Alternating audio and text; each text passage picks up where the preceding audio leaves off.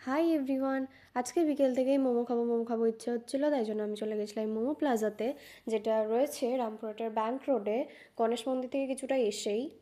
এখানে বিভিন্ন রকমের মোমো পাওয়া যায়, যেমন ভেজ মোমো, চিকেন মোমো, পনির মোমো, এগ মোমো, বেশ অনেক রকমেরই মোমো পাওয়া যায়। তারপরে এখানে দাঁড়ানোর জন্য, দাঁড়িয়ে খাওয়ার জন্য বেশ কিছুটা স্পেস রয়েছে, যেখানে তোমরা দাঁড়িয়ে আরামসে খেতে পারবে।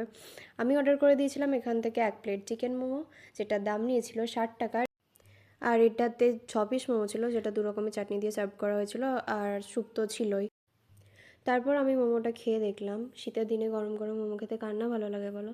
মোমোটা খেতে বেশ ভালোই ছিল, আমার তো ভালোই লেগেছে। তারপরে স্যুপ খেতে গিয়ে তো আমার নাজেহাল অবস্থা হয়ে গেছে, আমার জিভ পড়ে গেছিলো।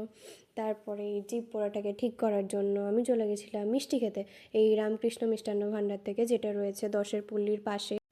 তারপর আমি এখান থেকে নিয়েছিলাম দুটো নলেন গুড়ের রসগোল্লা, যেটা খেতে ভীষণ ভালো ছিল। তোমরা যদি এখনও এই মিষ্টিটা এই দোকান থেকে না খেয়ে থাকো, তাহলে প্লিজ তোমরা ট্রাই করতে পারো।